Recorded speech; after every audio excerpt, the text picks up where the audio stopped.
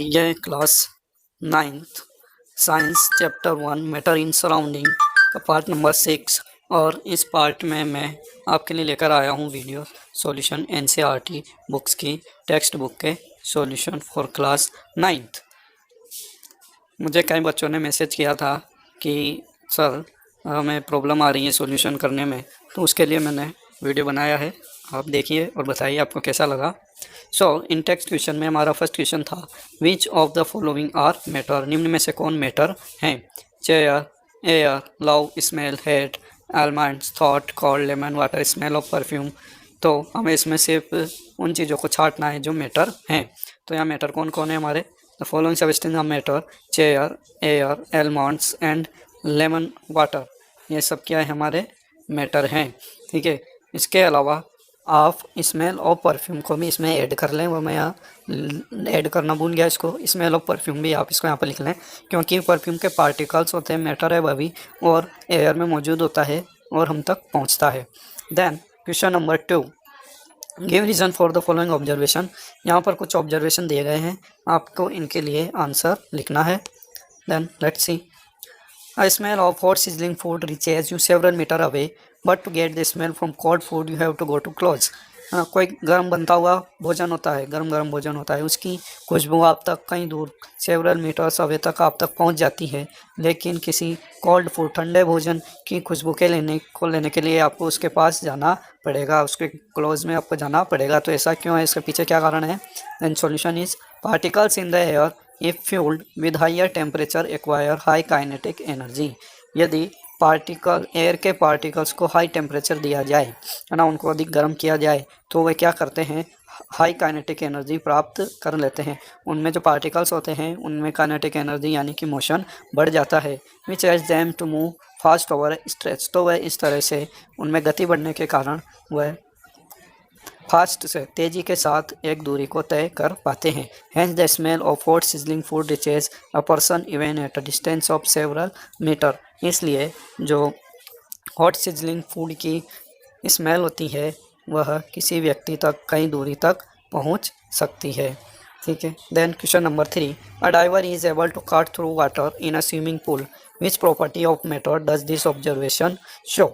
कोई डाइवर होता है, गोताखोर होता है या तैराक होता है, जब वह स्विमिंग पूल में वाटर में कूदता है तो वाटर को कट कर पाता है ना। ध्यान रखिए, वाटर भी क्या है? एक मैटर है। विच property of matter does this observation show.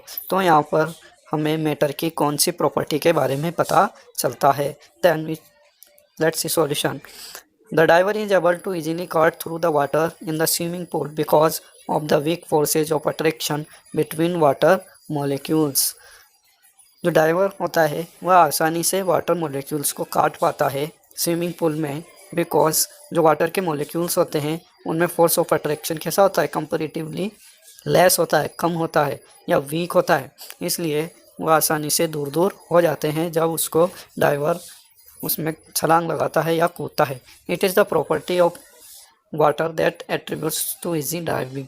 और यह मैटर की या उस वाटर की प्रॉपर्टी है जिस वजह से वह डाइवर आसानी से डाइविंग कर पाता है। Then question number 4, what are the characteristic of particles of matter. किसी भी मैटर के पार्टिकल्स की क्या गुण होते हैं, क्या कैरेक्टरिस्टिक होते हैं, वो बताने हैं।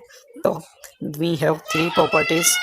Person of intermolecular space between particles.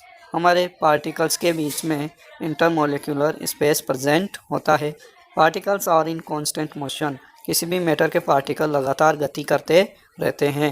They attract each other. Particle का मैटर एक दूसरे को अट्रैक्ट करते हैं। They have force of attraction between them.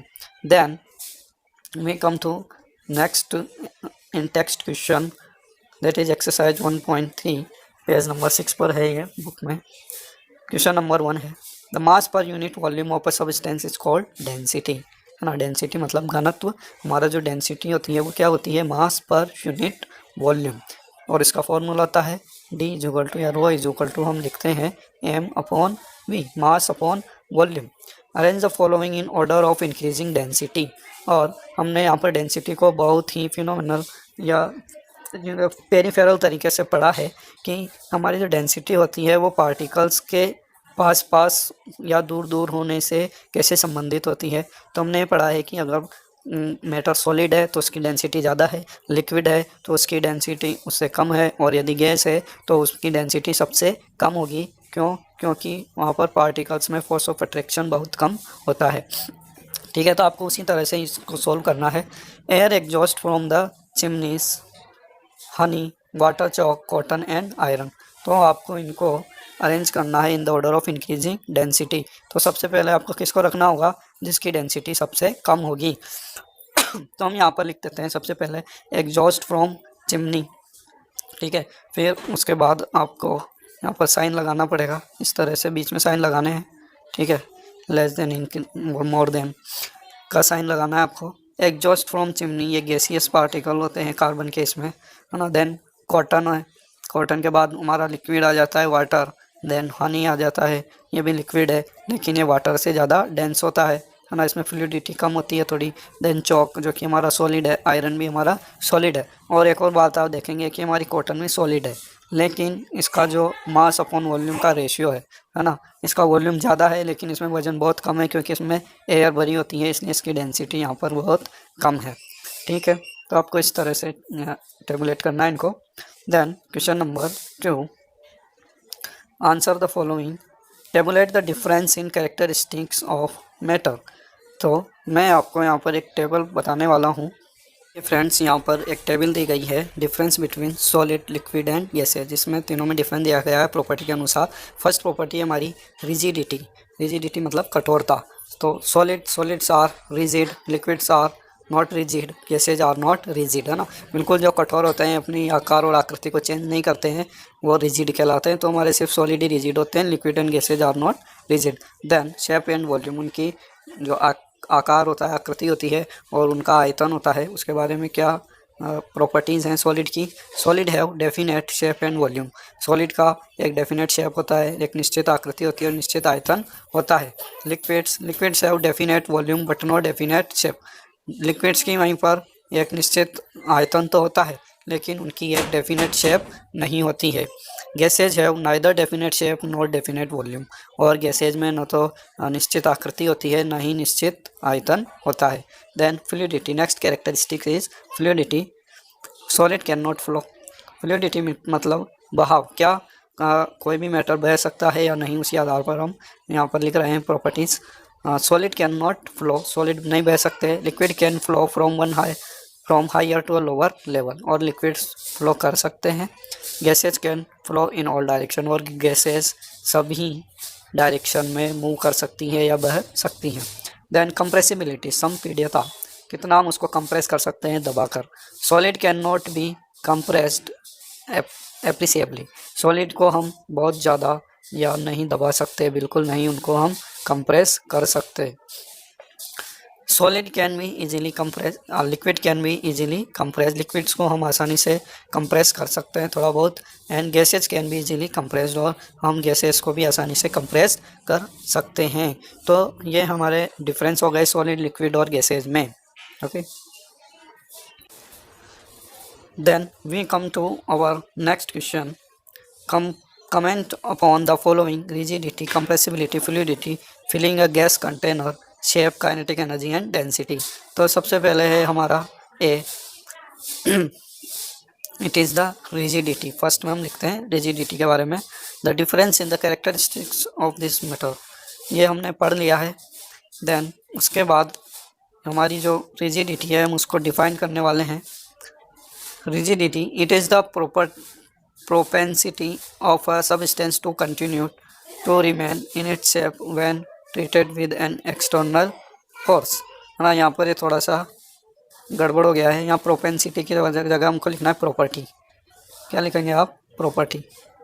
It is the property of a substance to continue to remain in its shape when treated with an external force, है ना। तो ये एक किसी भी मैटर की प्रॉपर्टी होती है कि आप उसको जब एक्सटर्नल फोर्स उस पर लगाते हैं तो वह अपनी आकृति को बनाए रखता है या नहीं। रिजिडिटी हम मतलब जनरली समझते हैं कि कठोरता, तो कोई भी पदार्थ जितना ज़्यादा कठोर होगा वह अपनी शेप को उतनी अच्छी तरह से बनाए रखेगा। देन कंप्रेसिबिलिटी, संपीड्यता, it is the attribute of the particles to contract its intermolecular space when exposed to an external force, thereby escalating its density.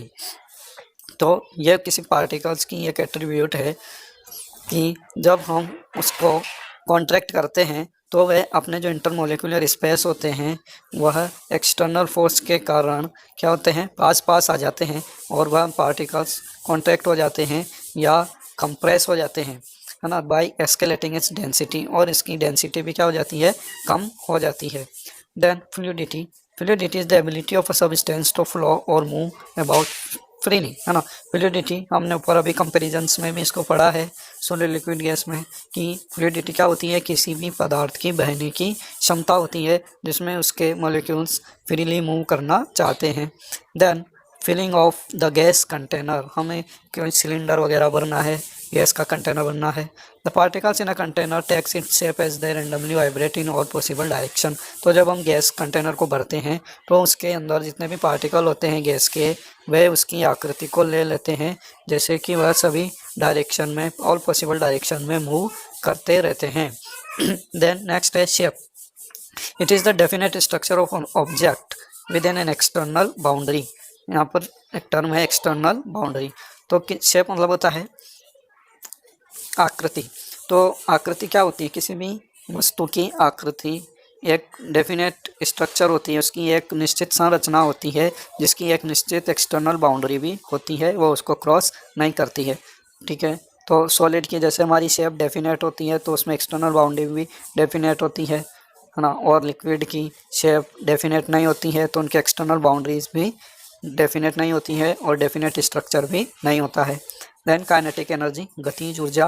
Motion allows particles to possess energy which is referred to as kinetic energy. Particles जब move करते हैं, motion करते हैं, तो उनके अंदर एक energy आ जाती है जिसे हम काइनेटिक एनर्जी कहते हैं। The increasing order of kinetic energy by possessed by various state of matter are solid, liquid and gases. तो काइनेटिक एनर्जी सबसे ज़्यादा किसके पार्टिकल में होगी, गैसेज के पार्टिकल्स में, यस, क्योंकि गैसेज के particles can move very freely, उनमें सबसे ज़्यादा मोशन होता है, इसलिए काइनेटिक एनर्जी भी उनमें सबसे ज़्यादा होगी। Mathematically it can be express as kinetic energy is equal to 1/2 mv²। यहाँ प्रिंटिंग में थोड़ा मिस्टेक हुआ है इसलिए आप इसको ऐसे लिखें 1/2 mv², ठीक है। यहाँ पे mv² इसका फॉर्मूला होता है, where m is the mass and v is the velocity of the particle ना। तो ये हम आगे और पढ़ने वाले हैं इसको हमारे मोशन चैप्टर में, तो आप इस फार्मूले को अच्छे से याद रखें। देन डेंसिटी, डेंसिटी मतलब होता है घनत्व। It is the mass of a unit volume of a substance, यह किसी भी यूनिट वॉल्यूम का मास होता है। जैसे हमने ऊपर फॉर्मूला भी पढ़ा है, density is equal to m/v। तो यदि हमारा वॉल्यूम कोई यूनिट वॉल्यूम है तो डेंसिटी क्या हो जाएगी, mass of that unit volume. इस तरह से हम डेंसिटी का पता लगाते हैं। It is expressed as d is equal to m/v, where d is density, m is the mass and v is the volume of substance. Then question number 7, give reasons. A gas fills completely the vessel in which it is kept. किसी भी gas, कोई भी gas होती है जिस vessel में उसे रखा जाता है, जिस पात्र में उसे रखा जाता है, वह उसे कम्प्लीटली फिल कर लेती है। तो इसका सॉल्यूशन है, नीचे दे रखा है। सॉल्यूशन है, kinetic energy possessed by gas particle is very high which allow them to randomly move across all direction when contained, hence the particle fills the gas vessel entirely। तो गैस के जो particles होते हैं उनकी kinetic energy बहुत ज़्यादा होती है जो कि उन्हें रेंडमली ऑल डायरेक्शन में, सभी डायरेक्शन में मूव करने के लिए अलाउ करती है। तो जब भी पार्टिकल्स को गैस वेसल में डाला जाता है ना, किसी भी गैस को वेसल में डाला जाता है तो उसके पार्टिकल्स उसको कम्प्लीटली फिल कर लेते हैं, ठीक है। Then b, a gas exert pressure on the walls of the container. किसी भी कंटेनर में हमने कोई गैस भरी है तो वह गैस मॉलिक्यूल क्या करेंगे, उसकी दीवारों पर एक प्रेशर डालेंगे। The gas molecules possess high kinetic energy due to which they are under constant motion inside the container in random directions. जब मॉलिक्यूल्स को हम उसमें भरते हैं तो हमें पता है गैस मॉलिक्यूल्स की काइनेटिक एनर्जी बहुत हाई होती है, जिसके कारण वे कांस्टेंट मोशन में हमेशा गति करते रहते हैं कंटेनर के अंदर in random direction, her direction में रैंडम यादृच्छिक रूप से वह इधर उधर मूव करते हैं, मोशन करते हैं। Which causes them to hit the walls of the container, इस तरह से वो कंटेनर के वॉल पे लगातार हिटिंग करते रहते हैं। हैंस क्रिएट वाइब्रेशन, और इस तरह से वहाँ वाइब्रेशन क्रिएट होता है। This collision with the wall of the container generate pressure, तो इस तरह से वो जो पार्टिकल्स होते हैं वे कंटेनर की वॉल पर एक प्रेशर जनरेट करते हैं, वहाँ पर एक दबाव उत्पन्न करते हैं। और next question is c, a wooden table should be called a solid. ना कोई लकड़ी की टेबल है तो हमें उसको क्या कहना चाहिए, सॉलिड कहना चाहिए। As it possesses all the properties of a solid, क्योंकि उसमें सॉलिड के सभी गुण मौजूद होते हैं। मैना such as definite size and shape, उसकी निश्चित आकार और आकृति होती है। Intermolecular attraction between closely packed particles, इसके अलावा उसके जो क्लोजली पैक्ड बिल्कुल पास पास पैक्ड पार्टिकल्स होते हैं उनमें अट्रैक्शन होता है। It is rigid and can not be compressed, यह बहुत रिजिड है, कठोर है और हम इसको कंप्रेस नहीं कर सकते, है ना। तो ये सभी जो कैरेक्टरिस्टिक्स है, प्रॉपर्टीज़ हैं, वो किसी सॉलिड की हैं, इसलिए हम उसको कह सकते हैं कि wooden table is a solid. Then D हमारा जो क्वेश्चन था डी में वो क्या था, we can easily move our hand in the air but do the same through a solid block और would we need to karate expert. हम हवा में आसानी से अपने हाथ को मूव कर सकते हैं, लेकिन सॉलिड ब्लॉक ऑफ वुड, लेकिन लकड़ी के एक सॉलिड ब्लॉक में मूव करने के लिए अपने हाथ को हमें कराटे एक्सपर्ट की आवश्यकता पड़ती है। तो इसका आंसर देखिए, molecules in gases are loosely packed as compared to the solid molecules which are densely packed। तो एयर के जो मॉलिक्यूल्स होते हैं वो लूजली पैक्ड होते हैं ना, उनके पार्टिकल्स काफ़ी दूर दूर होते हैं, इंटरमोलिकुलर फोर्स ऑफ अट्रैक्शन बहुत कम होता है। लेकिन जो सॉलिड होते हैं उनके पार्टिकल बहुत बहुत पास होते हैं और उनमें फोर्स ऑफ अट्रैक्शन बहुत ज़्यादा होता है। Hence we are easily able to break the force of attraction when we move our hand through air. इस तरह से हम जब हवा में हाथ घुमाते हैं तो आसानी से उस फोर्स ऑफ अट्रैक्शन को हम उसको ब्रेक कर पाते हैं। Find it difficult to break through, यहाँ पर वी लिख लें आप, we find it difficult to break through a solid because of greater force of attraction between molecules. लेकिन वहीं किसी सॉलिड में अपने हाथ को मूव कराने में हमें डिफ़िकल्टी होगी, क्योंकि वहाँ पर मॉलिक्यूल्स के बीच में ग्रेट फोर्स ऑफ अट्रैक्शन होता है। Which a karate expert is able to smash with the application of lot of force, जिससे कि कराटे एक्सपर्ट ज़रूर तोड़ सकते हैं, क्योंकि वे एक विशेष तकनीक के द्वारा टेक्निक से उसमें हाथ घुमाते हैं और एक लॉट ऑफ फोर्स वहाँ पर अप्लाई करते हैं, इस वजह से वो पार्टिकल्स को तोड़ पाते हैं। Then question number 8, liquids generally have a lower density than solid but you must have observe that ice floats on water, find out why. तो यह क्वेश्चन नंबर 8 नहीं, यहाँ पर आपको थोड़ा करेक्शन करना पड़ेगा। ये जो हमारा क्वेश्चन था क्वेश्चन नंबर 2, फिर उसके बाद ये हमारा क्वेश्चन नंबर 3 है, ठीक है। यहाँ पर क्वेश्चन नंबर 3 आप कर लें, फिर उसके बाद ये हमारा क्वेश्चन नंबर 4 है, ठीक है। 8 नहीं है, क्वेश्चन नंबर 4। तो liquids generally have lower density than solid, liquid में सॉलिड से डेंसिटी कम पाई जाती है या उनकी डेंसिटी कम होती है। But you must have observe that ice floats on water, लेकिन आपने देखा होगा कि आइस जो होता है बर्फ़, वह पानी पर तैरता है। Found out why. तो ऐसा क्यों होता है, जबकि हमारा वाटर तो लिक्विड है ना, और आइस हमारा क्या है, सॉलिड है ना। तो सॉलिड तो पानी में डूब जाना चाहिए क्योंकि सॉलिड की डेंसिटी ज़्यादा होती है, लेकिन वह पानी की सतह पर तैरता है, आइस क्यों। Density of ice is less than the density of water, है ना। तो इसमें सीधा सा रीज़न यही है कि आइस की डेंसिटी वाटर की डेंसिटी से कम होती है। The low density of ice can be attributed to the small pores it has which allows to trap air hence ice float on water. तो जो लो डेंसिटी है आइस की वो इसलिए है क्योंकि उसके अंदर स्मॉल पोर्स होते हैं, छिद्र होते हैं, और उसके मॉलिक्यूल्स दूर दूर बंध जाते हैं एक दूसरे से, और उसमें कुछ मात्रा में एयर भी ट्रैप हो जाती है, इसलिए हमें उसका आकार बड़ा दिखाई देता है, लेकिन उसकी डेंसिटी उतनी ही मात्रा में लिए गए पानी से कम होती है, इसलिए वह वाटर की सतह पर आइस हमारा फ्लोट करता है। ठीक है, आपको ये वीडियो कैसा लगा मुझे कमेंट करके बताइए, फिर इसके बाद हम और इन टेक्स्ट क्वेश्चन के लिए वीडियो बनाएंगे। Okay, thank you.